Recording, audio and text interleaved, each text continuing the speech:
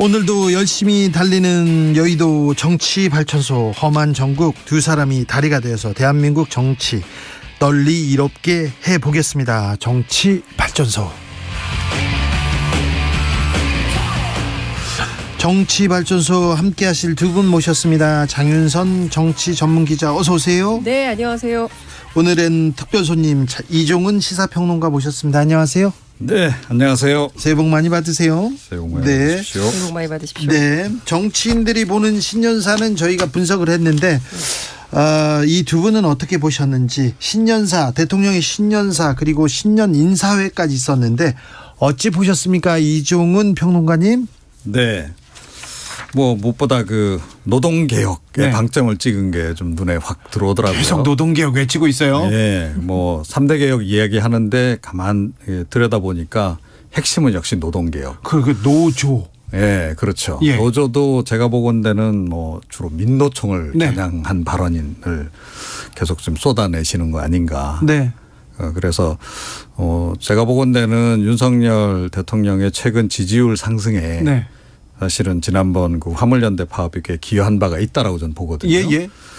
그래서 아마 이걸 좀 더 활용하는 것이 좋지 않을까 이런 생각을 가지고 계십니다. 네. 화물연대 때 그때 좀 강공 드라이브가 포인트를 땄다. 그래서 재미를 봤다. 그래서 계속 노조한테 지금 직진하고 있습니까? 그렇죠. 그렇게 네. 전 보고 있습니다. 이게 그 독이 될지 약이 될지는 모르겠는데 장윤석 기자님은 어떻게 보십니까?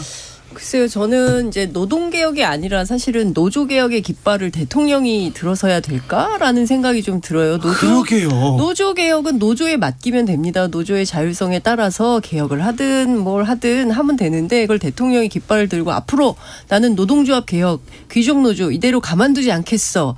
확실하게 세워서 좀 정의로운 대통령의 이미지를 만들겠어라는 전략적 접근을 하고 있는 것은 아닌가. 그렇죠. 그래서 불안합니다. 대한민국 그 국민들 중에 노조 그리고 또 민노총 거기에서 또 조합비를 이렇게 회계를 담당할 만한 그런 사람들이 몇 명이나 될까 이렇게 생각해 보면요. 얼마 안 될 것 같은데 그분들을 대상으로 강도 높은 메시지를 내는 것이 대통령다움인가. 대통령 스스로도 조선일보 인터뷰에서 네. 대통령다움에 대해서 고민하고 있다. 윤석열다움이냐 대통령다움이냐. 근데 대통령다움에서 그건 조금 멀어진 개념이 아닌가라는 생각이 좀 들고요. 네. 저는 막 신년사 얘기하는데 신년사 신년 인사회보다 조선일보 인터뷰가 가장 주목받는 1월 2일이 아니었나라는 그렇죠. 생각이 좀 듭니다. 한 개 언론사가요. 정말 광범위한 내용을 다 다뤘어요. 5페이지 이렇게 냈더라고요. 그러니까요. 그리고 뭐 무슨 그 별의별 얘기를 다 했는데 다른 언론들에 대해서는 아무런 고려가 없는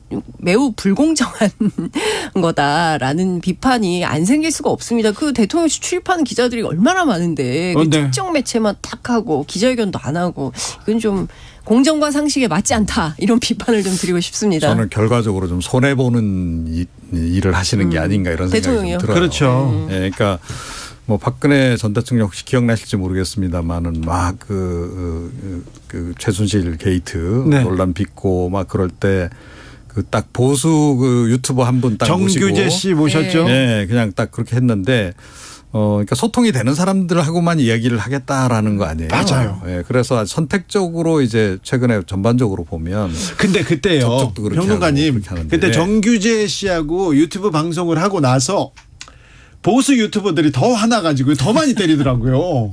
그러니까요. 그러니까 그게 결과적으로 득이 안 된다 하는 네. 거예요. 그리고 사실은 이 진보 매체도 잘 활용할 줄 알아야 그렇죠. 되는 거 아니겠습니까? 네. 그런 부분이 있고 조금 전에 이제 그 노조 때리기와 관련해서 네. 좀 지적이 있기도 했습니다. 때리기는 비판으로 하겠습니다. 예, 뭐 하여튼 순화해서 순화하겠습니다. 예. 네. 저희 KBS니까. 제가 네. 너무 직설적이었는지 아니요. 모르겠습니다만 제가 뭐 저는 잘못했습니다. 애용하는 표현입니다. 네네. 어찌됐건 네. 그건 뭐 사실이기 때문에. 네, 근데 그렇죠. 그렇게 하시는 것도 사실은 제가 보건대는 그렇게 해서 결국 이제 반사적 이익을 보겠다는 그런 건데요. 네. 뭐 확실히 지난번에 반사적 이익을 본 건 맞아요. 지난번에 봤어요. 네, 본 건 맞는데 네. 이제는 그 구간을 지나고 있다.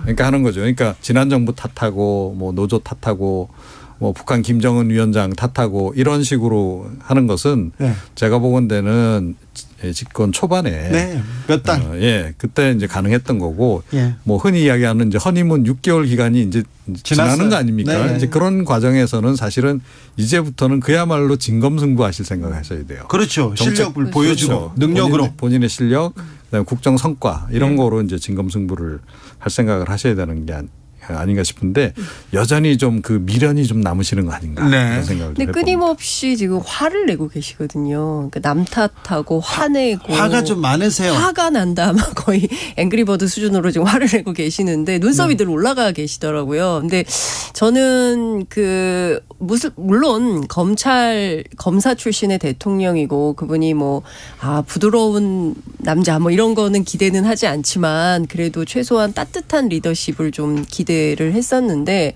왜냐하면 형님 리더십 이런 얘기 많이 했었잖아요. 근데 사실 국민들이 기대했던 것과는 전혀 다른 방식으로 사납고 매섭고 차갑다. 근데 그게 지난 8개월간 계속됐던 것 같고 올 한 해 시작도 좀 그렇게 출발하는 게 아닌가 싶어서 국민들 입장에선 좀 두렵고 무서운 상황이 아닌가 싶습니다. 저는 강하게 나선 건 맞습니다. 제가 보건대는 좀 더 화난 척한다. 이게 정확하지 않을까 싶어요. 아하, 네네. 기존에 좀 이제 화가 났던 건 분명히 있겠죠. 네네. 집권 초반인데 지지율이 막 하락하고 하니까 화가 당연히. 근데 본인이 자초한 화 아닙니까? 네, 그건 이제 심리적으로는 그랬다라고 보는데 네. 최근에 이제 지지율 상승하는 과정에서 조금 전에 말씀드렸듯이 반사적이 이렇게 보고 나니까 내가 좀 이렇게 근엄하고 약간 화난 표정을 짓는 것이 오히려 도움이 된다. 그렇죠. 그 생각을 지금 하시는 것 같아요. 그래서 적폐들한테 싸우고 그래서 강하게 보여야 된다. 실제로 그렇게까지 나쁜 감정이 없는데 좀 이렇게 약간 좀 과한 오버 액션들이 조금 나오는 게 아닌가. 네. 그런 생각을 좀 개인적으로 제가 하고 실제로 있습니다. 취재를 좀 해보면 이게 검찰식이라는 거예요. 그러니까 윤석열 대통령이 검사 출신이잖아요. 그리고 평생 검찰 조직 안에만 있었어요. 평생 해본 거라고는 수사밖에 없는 거 아니겠습니까?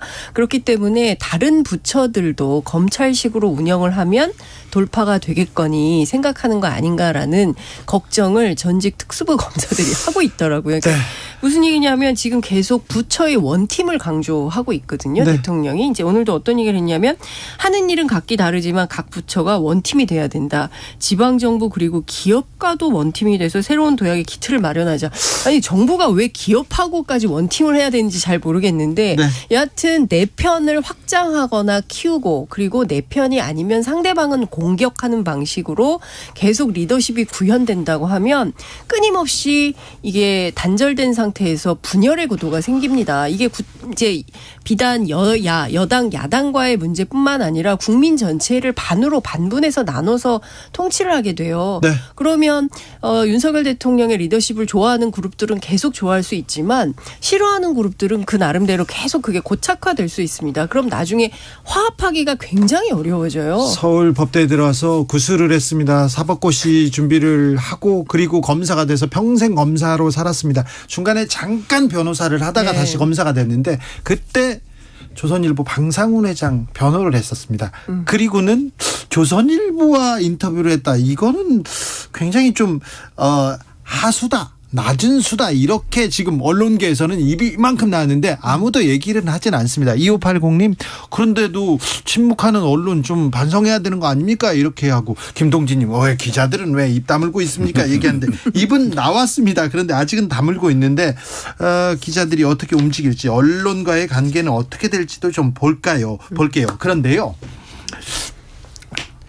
정치 대통령이 보여줄 게 별로 없잖아요. 국민들한테 보여준 게 나쁜 사람 감옥에 보내고 좋은 정책도 줘서 비전 주고 그리고 잘못하는 사람들 이렇게 경질해가지고 국민들한테 이렇게 호소하지 않습니까? 그런데 대통령이 당분간 개각은 없다. 업무에 집중하다. 이렇게 얘기했는데 이 메시지는 어떻게 보고 계십니까?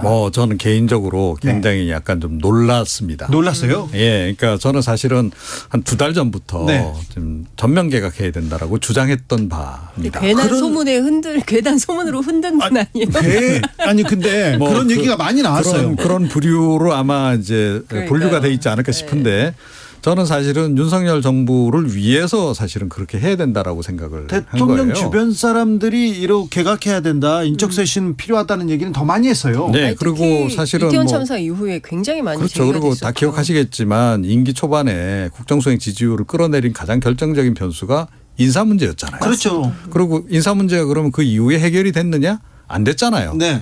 게다가 또 뭐 이태원 참사 불거지고 나서 이상민 장관 또 뭐 경질설까지 나오기도 했는데 그냥 또 흐지부지 이렇게 넘어가는 이런 과정으로 지금 가고 이상민 있는 장관은 건데. 또 자초한 또 발언들이 많잖아요. 네, 그렇죠. 그래서 잘못하고 있는 장관들도 그냥 그대로 이제 붙들고 가겠다는 얘기를 지금 하시는 건데, 제가 보건대는 최근에 이 반사적 이익을 보신 거에 너무 지금 약간 취해 계신 게 아닌가. 아하. 그런 생각이 좀 들어요. 그렇죠. 저는 굉장히 위험한 그거는 좀 신호가 아닌가 이렇게 생각합니다. 그러니까 정치적 책임은 없다는 거거든요. 그러니까 제가 보기에 윤석열 대통령은 이해가 안 되는 것 같아요. 그러니까 예컨대 유족들이 이상민 장관의 해임을 요구하고 그리고 또 시민단체가 요구하고 또 야당이 요구하고 국민들이 요구하고 여론조사를 통해서도 이 사람 부적절하다. 이제 그만 집에 가야 된다라고 얘기를 해도 대통령은 그걸 받아들일 수가 없어요. 왜냐하면 암만 생각해도 사법적으로 잘못한 건 없다. 직접적 요인은 없다. 이런 판단을 하고 있는 거잖아요. 그렇다고 한다면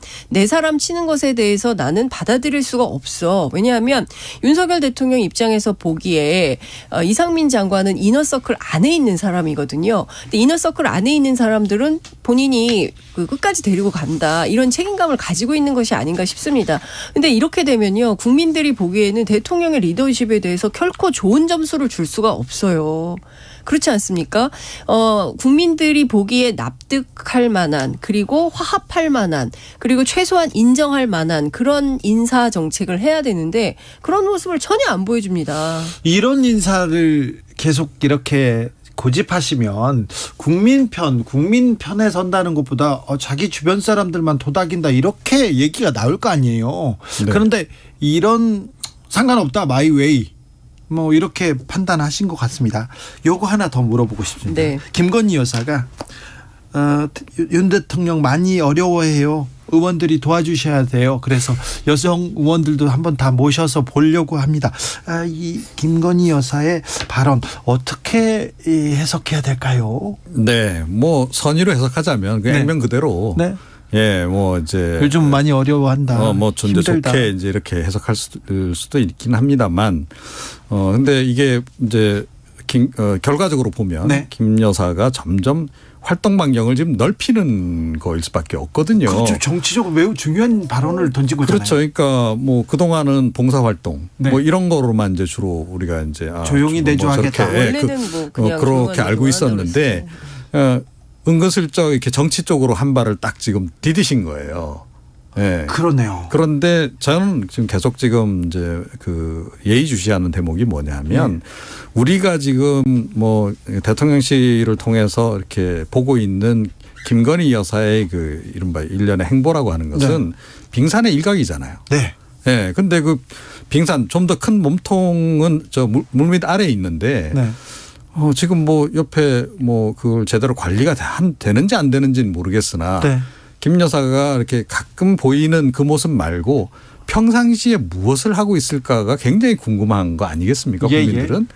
그런데 이분이 뭐 상당히 그동안의 이제 행보로 보건대는 뭐 이렇게 직간접적으로 뭐 이렇게 그 정관계 인사들하고 접촉도 하고 아마 그러지 않겠는가. 네. 이런 추정만 지금 이제 하고 있는데 그런데 이제 그거를 서서히 그 수면 위로 끌어올리려고 하는 의도가 아닐까. 네.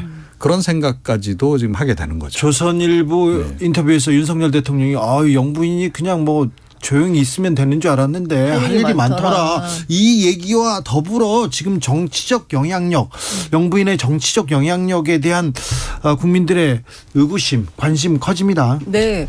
실제로 정치권에 떠돌아다니는 얘기들을 다 미처 옮기기 좀 힘든 정도의 수준의 얘기들이 많이 돌긴 돌아요. 네. 그런데 저는 첫 번째 왜 제2부속실을 끝까지 설치를 안 할 것인지 네. 그리고 공식적이고 공개적인 활동을 하고 있는 것은 공인의 범주에 있기 때문에 모든 일정을 할 때는 기자들한테 알려야 됩니다. 네. 그런데 기자들도 안 알리고 대체로 전속이 촬영하거나 아니면 경우에 따라서는 그런 것도 아니다라는 얘기까지 들리고 있어요. 네. 그러니까 공식과 비공식, 공개와 비공개가 그냥 막 착종돼가지고 정신이 없는 거죠. 그러니까 이를테면 국민들이 보기에 납득할 수 있는 것들을 차곡차곡 그리고 또 공감 갈 수 있는 내용들이 진행되는 것이 아니라 이거는 공개 일정인지 비공개 일정인지 공식인지 비공식인지 헷갈리는 일정들이 막 나온다는 거거든요. 그러니까 정리정돈이 안 되는 거죠. 그러니까 저는 그 자체로 좀 문제가 있다는 생각이 좀 드는 것이고 그리고 메시지도 이제 점점 세지고 있는 겁니다.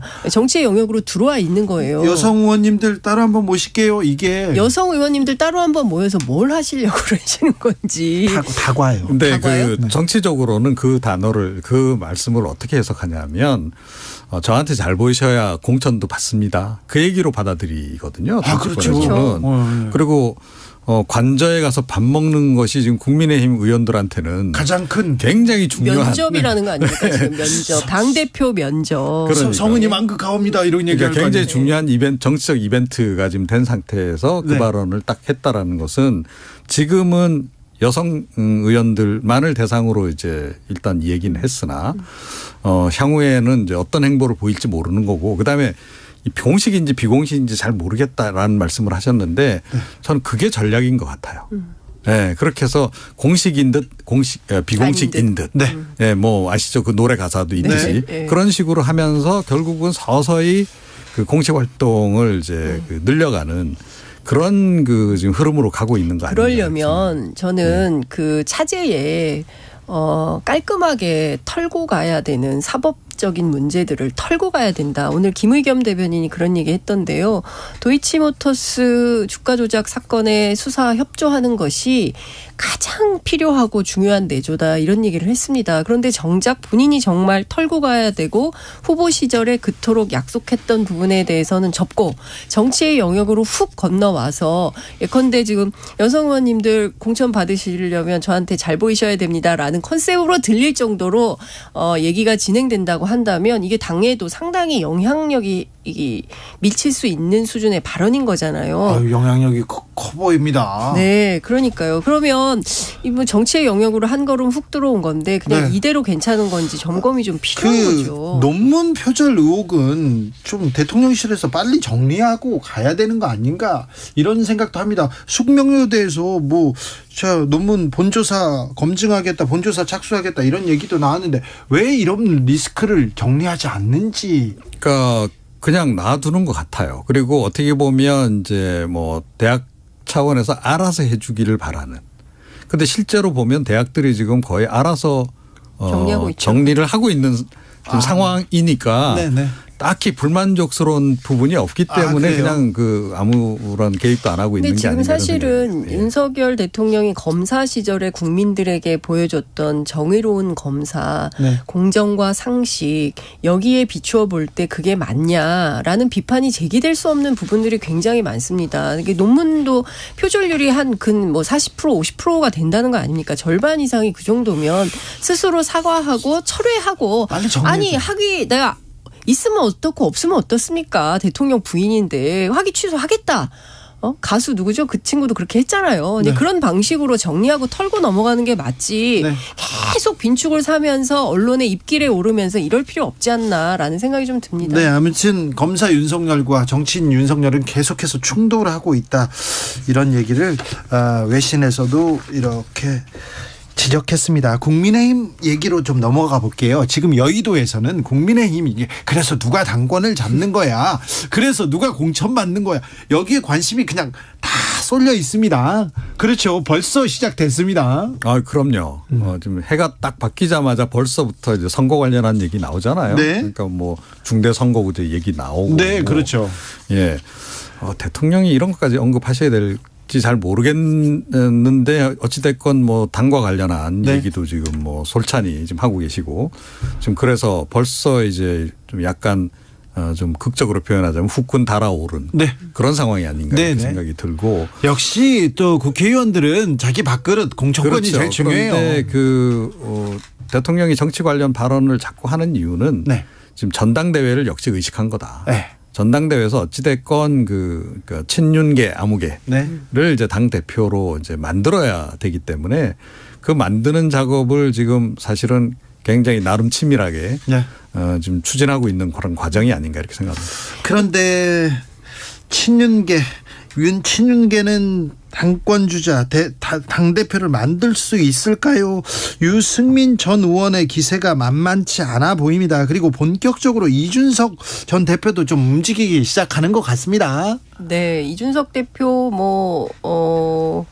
연말부터 해서 아니죠, 연초. 네.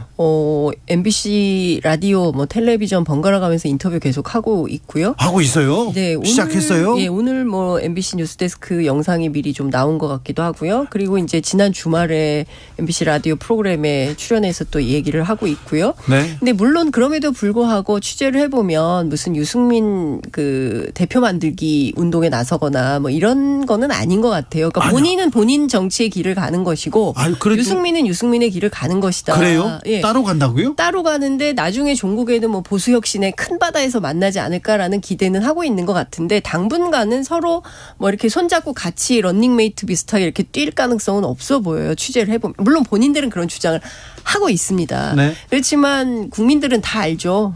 두 사람이 공동의 시너지가 날 수 있다라는 생각은 하고 있는데. 그렇죠. 반윤도 명백하다 이렇게 보죠. 그렇습니다. 그렇지만 결과적으로 이 선거가 어떻게 귀착될지는 지금 아무도 모르는 그런 상황인 것 같습니다. 네. 어떻게 보세요? 네, 좀 혼전양상이 아닌가 지금 현재 상황은 그래요? 그렇게 보여지고요. 당장 나경원 전 원내대표부터 지금 나올지 안 나올지 네. 지금 불확실한 거 아니에요. 네. 나오고 싶은데. 네, 제가 보건대는 빨리 사표 수리를 해달라는 이미 그래서 조치를 취한 거다. 그렇죠. 자리를 먼저 그렇게 이제 봐야 되고 그리고 윤석열 대통령 입장에서는 일단 대권 주자는 피하고 싶지 않겠습니까? 예. 대권 주자 아무개가 당 대표가 되면 아무래도 그쪽으로 힘이 쏠리니까요. 힘이 쏠릴 수밖에 없기 때문에 유승민 전 의원 포함해서 네. 안철수 의원 또 나경원 전 원내대표 다 마찬가지다. 아, 그래요? 그 군에 이제 들어가는 거고. 여기서 좀 봐야 되겠어요? 네. 대통령이 그렇죠. 차기 당권을 차기 후보가 잡으면 힘이 글로 쏠리죠, 이제. 그렇죠. 그런데 이제 그동안 이제 여론조사에서 사실은 이제 나 전 원내대표가 비교적 높게 나왔단 말이에요. 네. 그러니까 먼저 선 조치를 취한 겁니다. 그렇죠. 그리고 안철수 의원 같은 경우에는 이런저런 이 조치를 취하더라도 끝까지 갈 가능성이 굉장히 높다라고 이미 판단을 내렸을 거예요. 그리고 안 의원 입장에서 사실은 지금 달리 지금 선택할 길이 없잖아요. 예.